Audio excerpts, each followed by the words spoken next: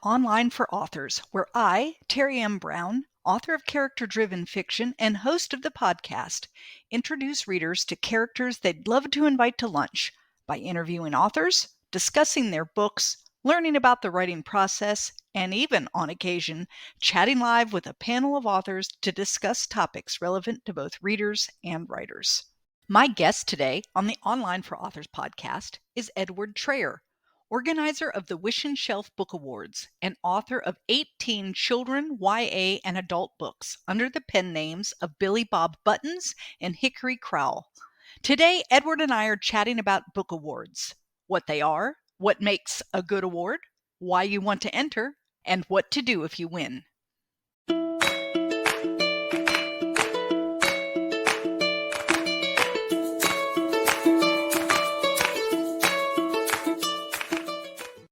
Hello, today on Online for Authors, I am talking with Edward Traer.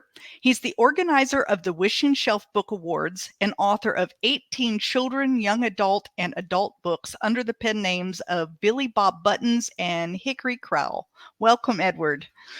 Thank you. That is a long introduction. It sounds like you're a very busy person. I am busy, yes. Yeah. I have 3 children as well, so they keep me busier. I'm sure. I have 4. They're all grown, but I remember that stage of having them all at home. So, well, they're at school now, so okay, all right. All right. So today we're going to talk a lot about book awards. Mm-hmm. But first, why don't you tell us a little bit about yourself, about your writing, how you kind of got to where you are now? Well, I started writing about 20 years ago. I was a high school English teacher back in the day, and I wrote a book called Felicity Brady and the Wizard's Bookshop, which is still for sale today, still sells pretty well, and I just kept going from there, really. And I wrote lots of different genres. I wrote fantasy, adventure, comedy, historical novels, and I wrote for very young children, for middle graders, for young adults, and even a few for adults. So I was sort of dipping my toe in lots of different genre, different age groups, and having a good time, actually. So then I became a full-time author for many years, which was fun. I was a pilot as well. I was flying commercially back then. So I was half my time flying and half my time writing. I'd left teaching behind. Goodbye, good riddance. And then I started doing workshops in schools. That took off more than my flying did, to be honest. So I was visiting over 100, 200 schools a year, often twice a day, 2 schools a day. And then what happened was I entered a book award. I entered a few book awards, actually. And I thought they were just terrible. I thought they were just complete waste of time, to be honest. There's no communication at all. And you just felt that they just wanted the money, and then that was it. They were done with you, and it was on to the next year's award. And I hated that feeling. And when I got the feedback, I got feedback from one award. It was a sentence long, and it was just didn't make any sense. It was obviously written for a different book, and they'd sent me. So I gave up at that point. And then I decided to set my own book awards up, which I did, the Wish and Shelf Book Awards, because I wanted to treat authors with respect and their books with respect. So I did that, as well as visiting schools, as well as, looking after children, and so on. And then the last few years, really, since COVID, the Wish and Shelf Awards has really taken off. I mean, it's quite a big award production now. Yeah, I think it's one of the biggest awards around. So it keeps me very busy. I'm sure it does. So you decided that you wanted to do an award because what you saw out there you didn't like. Yeah, to be honest, back in the day, we're talking 15 odd years ago, there were only really self-published book awards, independently published book awards based in America. The US had some, and that was it. And there weren't that many. And they were not the best, to be honest. They were very poor. And I just wanted to do I wanted it to be run by authors, and I'm an author, so I thought that's a good start. And I had all these schools I was visiting, and I visited over 600,000 children over the last 20 years. And I have all these contacts in thousands of schools in the UK. And I thought, well, for the children category, sort of category 1 to 4, here I have a judging panel, the students I meet every day. So I organize with schools I've visited often with the head teachers for the children to actually read the books and to judge them. So that was a fantastic way of sorting out the judging for that part of the award. Yeah. I love that.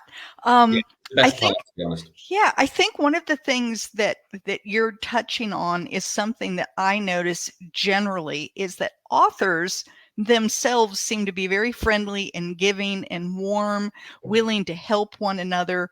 And then the other side of being an author, the publishing, the awards, all of that stuff seems to be very hands off. Nobody tells you anything. And you kind of feel like, whoa, we've got these wonderful, warm authors, and then we have this system that we have to be put into that doesn't feel like us. So you tried to do an award that changed that. So well, that people... I try to, and we only have 3 members of staff, and they're part-time, and there's all the reading groups, of course. There's 200 readers in the adult group and hundreds in the children's groups. But we do our best. But the problem really is that you can write the most wonderful book in the world, but if you don't market it, no one's going to buy it. No one, and no one's going to find it. Right. That's the problem. So often when an author puts a book on Amazon, they think it's going to take off, but Amazon is just a bookshelf. Right. That's all it is. It's just a bookshelf, and on that bookshelf are millions and millions of books. Yeah. And there's no way any reader's going to find your book unless they actually go looking for it. So I see Amazon and all the different ways you can put your book online. They're just a great big bookshelf. But if you don't market, then you're not going to sell any books. A couple, but to mum and dad, but that's pretty much it. Right. I agree. So what's interesting is when my first book came out, and that was just a little over 2 years ago, I had no idea about marketing. I knew nothing about it whatsoever. I got my book out, it's on Amazon, and I literally sat with my computer open on day 1, waiting to see it sell. And when it didn't, I started thinking, let's be logical, Terry. How is anyone going to find your book? No one knows you've written one. No one knows to look for it. No one is saying to themselves, I think I want to read a book today on Ukraine. It isn't, it's not coming to them, right? So I had to make the big change. Yeah. Well, let's get back a little bit to awards. Let's first talk about, why would an author even care? Like, why do they want to win an award? There's lots of different reasons. Okay. They enter awards, and I've dealt with and spoken with thousands of authors over the last 10 years, because we've been going 10 years now. And many authors, they simply want to win an award so they can tell their pals, I won an award. They can put their medal on their shelf and they can feel proud. And, that's okay. There's nothing wrong with that. I think that's fantastic. If that's what you want to do, that's fantastic. But the other side of that is, it is a wonderful marketing tool if you know what you're doing.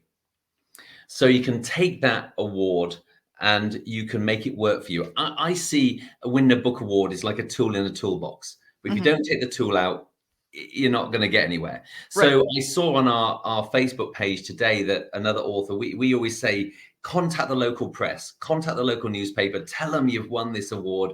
And the chances are, local press, they've got nothing to write about. Not in England anyway. No, well, not anywhere. Nothing happens.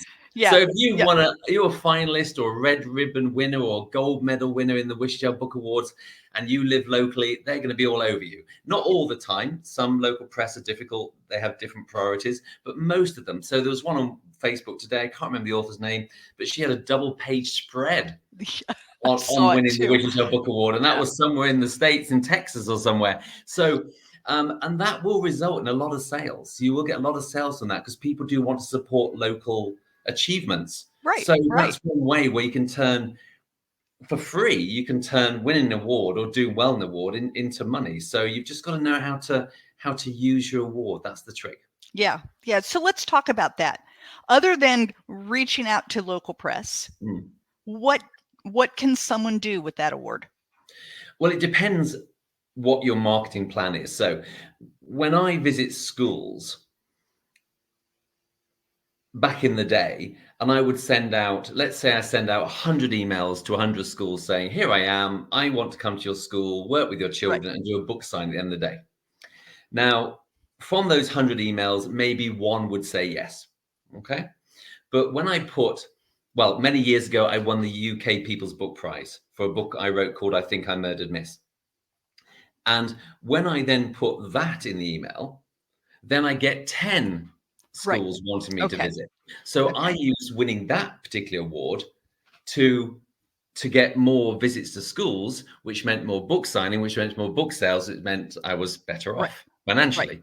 So it all depends on what you do and how you market it. It might be that, I mean, I think authors spend way too much time posting all over the internet. You can't see the woods for the trees on there. It's a complete waste of time.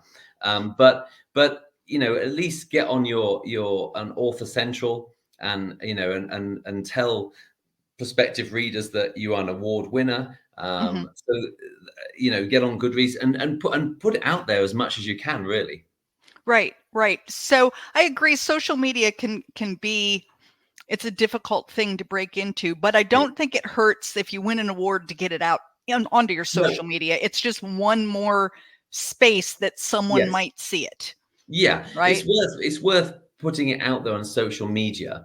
I don't think it's worth spamming Facebook and Goodreads pages. So, for example, when we market the winners and finalists quite heavily, because we think that's important, because most awards they don't. So we want to do that. So what we do is we go into relevant groups on Facebook and relevant groups on Goodreads and say, here's the list of our winners. If you want to check them out, here's the link. Nice and simple, and we put it in the right group. So it's very important not to spam, because actually that can end up with getting 1 stars if you upset people. So you got to be a bit careful there. We don't need any 1 stars, not after winning an award, book, right? So that's fine.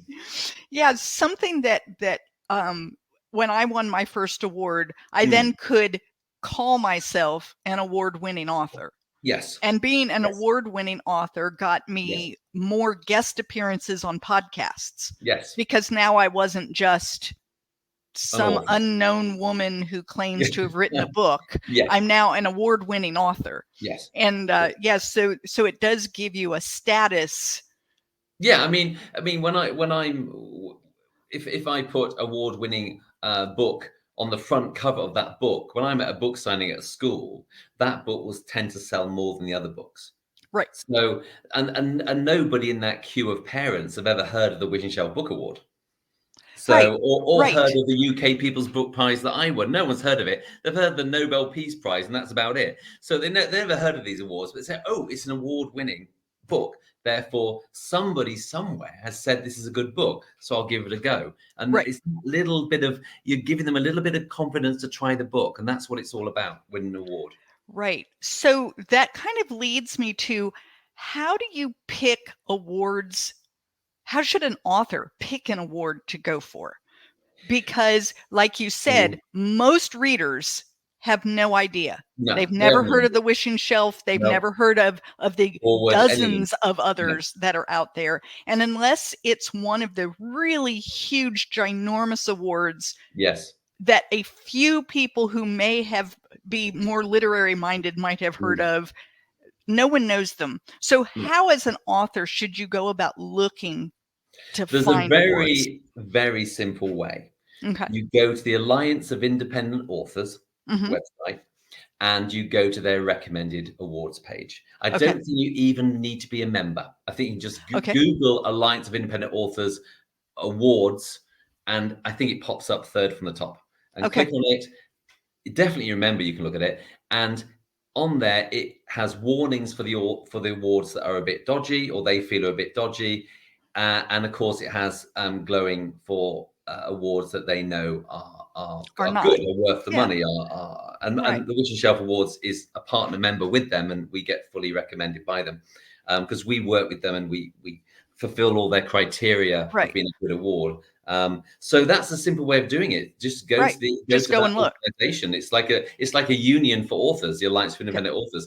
Go there, the list is there, and they'll tell you what to watch for and what to go for. Simple as that. So what makes an award dodgy? Often it's who owns it. Okay.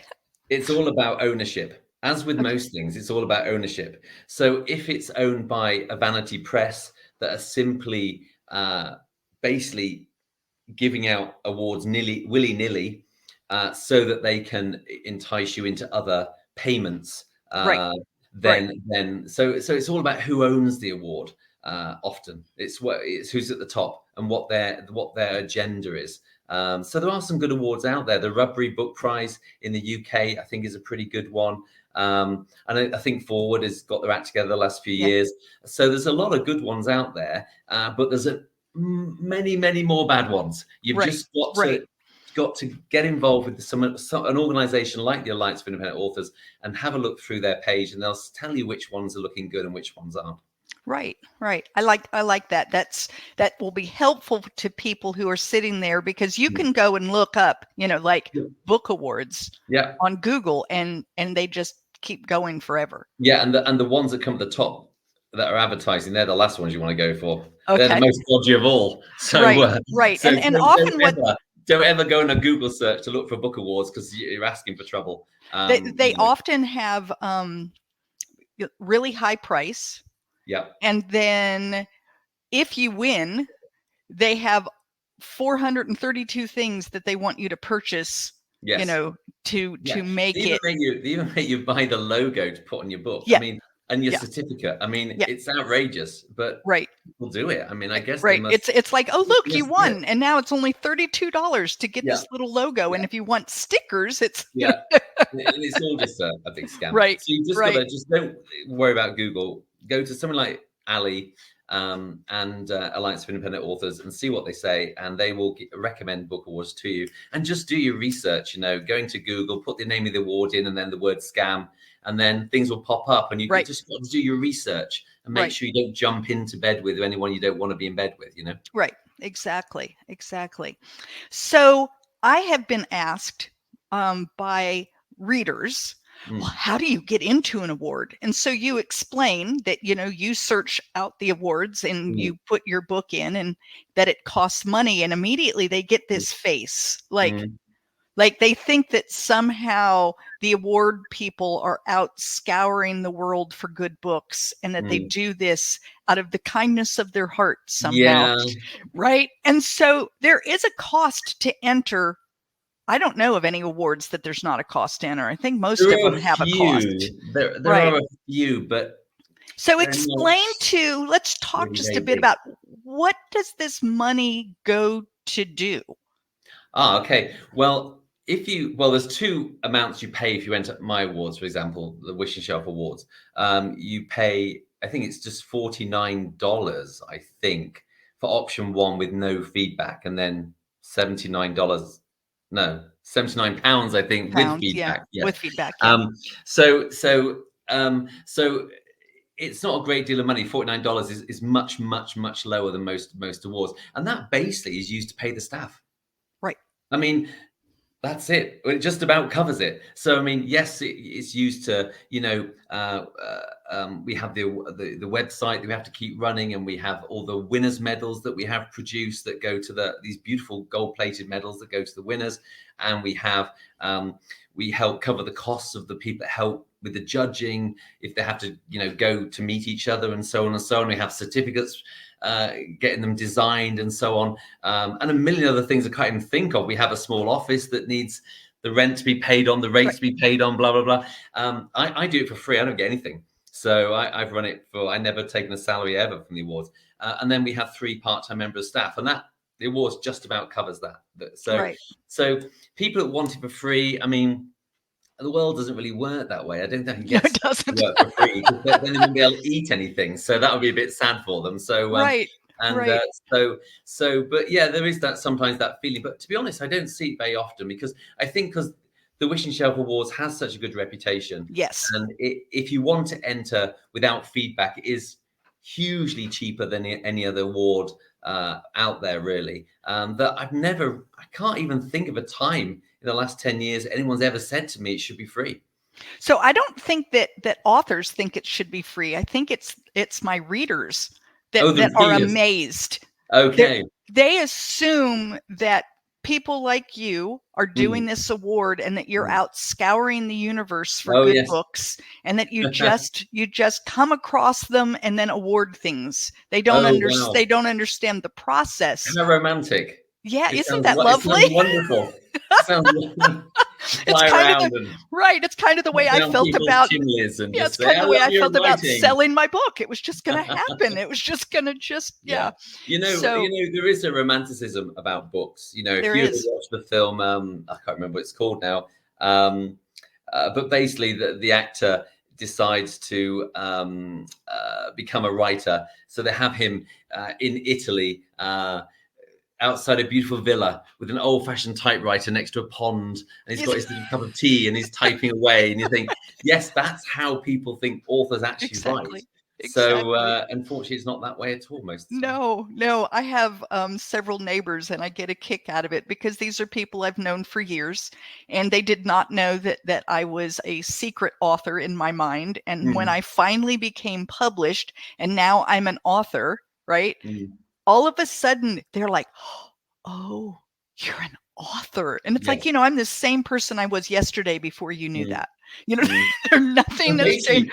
But there's this. Being an author, you need to be a good writer, but also you have to be able to sit down on your bottom for hours and hours on end and write. Exactly. So it's not really something that is, it's not really Brad Pitt type thing. It's it really isn't. It's I get a big kick out of it. I always ask, because they're like, oh, would you sign the book? And it's like, well, sure, I'll sign it for you, Marie. Come on over. And I ask her, do you feel this way when the plumber comes by? And she's like, what? I said, it's no different. I have a job. I'm an author.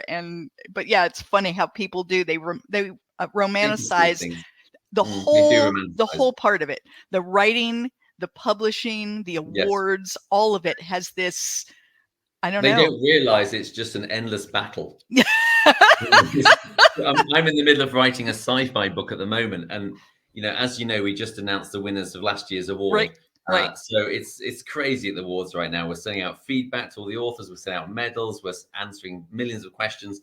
And this sci-fi book, I mean, I get 10 minutes on it a day if I'm lucky, and it's just a battle to get a word down, to be honest, because you can't write that way. You need to have the space. So I might actually wait till it calms down a little bit, and then maybe this summer I might try and get some words. Trying to get some more done. So tell us a little bit about this that you're working on. Sci-fi for young adult.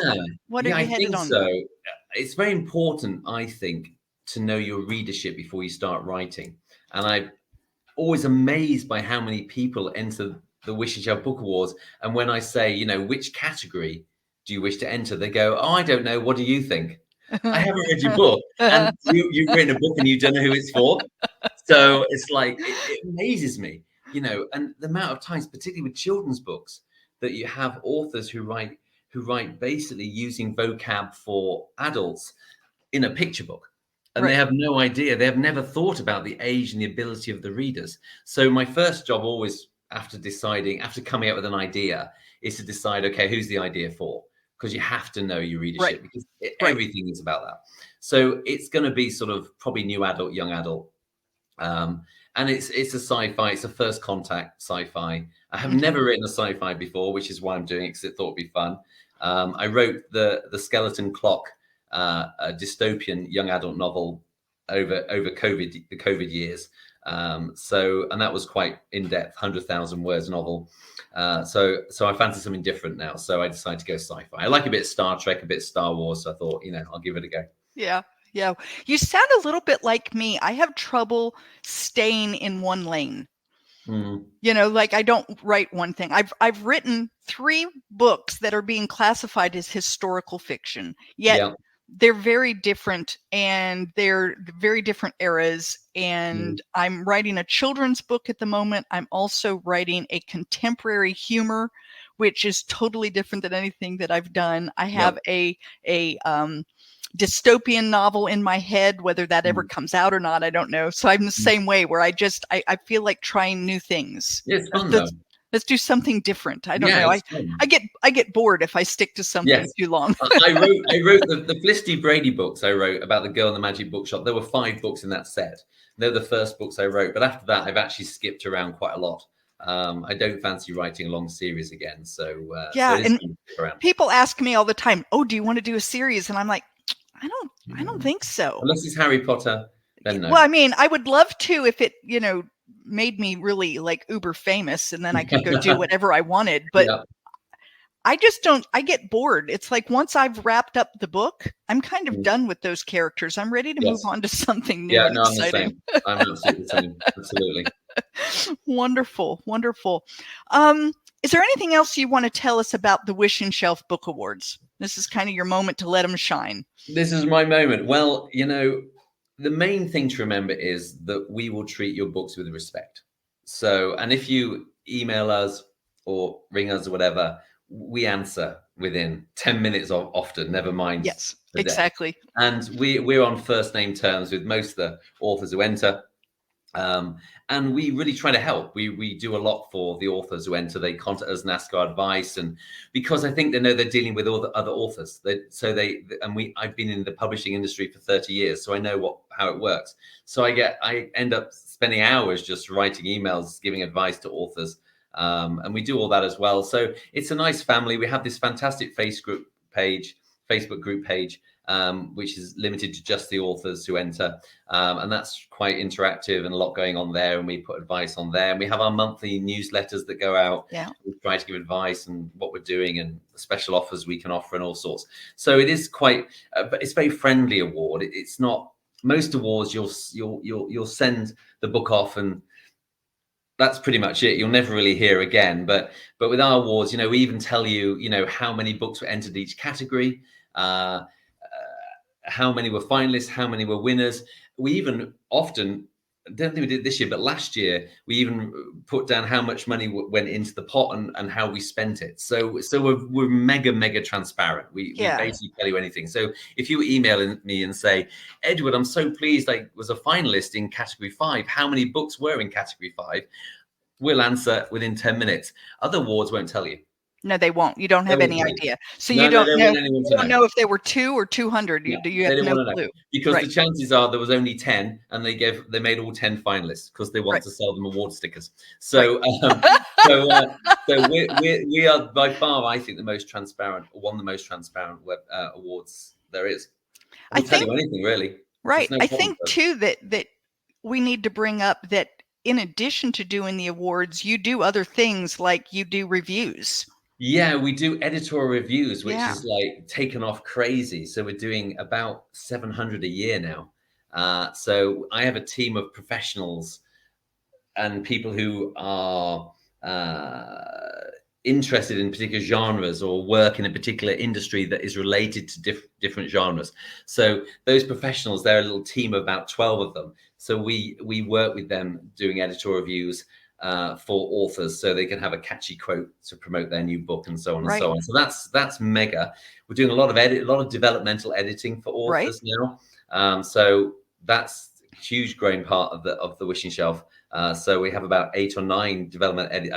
I just sent one off today actually for a picture book for an author. So we have lots of irons in the fire. That's for sure. So it's really grown over the years that it's it's crazy really. So but it all happened during the COVID years, to be honest. That's when it really got big. Do you know the number of people that I have talked to in the past just 3 months when I say, well, when did you come up with this idea or how did you decide? And the answer is almost always, well, during COVID, when I was sitting around and had nothing else to do. Yes. Well, I was the same. I wrote a book and I developed the awards and it was great. I mean, it was terrible, of course, horrible. But it's amazing. But, when life gives you lemons, you got to make lemonade. Yeah. You have to, otherwise you go crazy. So you just get on with it and I just think it's amazing how many times on this show COVID comes up. So what were you doing? Oh, well, during COVID. And that seems to be the answer. I invented the wheel. Seriously. Well, if someone wanted to get up with you, Edward, and find out more about either you personally and your writing, or they wanted to find out more about the Wishing Shelf Book Awards, how do they reach you? The very simple way is just Google the Wishing Shelf Awards or Billy Bob Buttons or Hickory Crowl. and lots and lots and lots, hundreds and hundreds and hundreds and hundreds of websites will pop up. The Wishing Shelf Book Awards website, www.thewsa.co.uk. Lots of information on me and on the awards, how it's run, who's doing the judging, how you enter. Everything is on there. Best way, just check that out and Super. You'll find out lots and lots of stuff. Super. I'll definitely put that in the show notes. Thank Is there you. anything else that you want to tell us before we head off for today? No, just that my next job today is to send out 7 feedbacks to different authors, and Fantastic. I think I've got an edit ongoing as well, so I better start on that, I suppose. Well, it sounds like you're going to have a busy day. Always. Okay. Thank you so much for being on the show today, Edward. No worries. Thank you. Thank you for listening to Online for Authors, where I, Terry M. Brown, author of character-driven fiction and host of the podcast, introduce readers to characters they'd love to invite to lunch. Tune in next Tuesday for another podcast episode.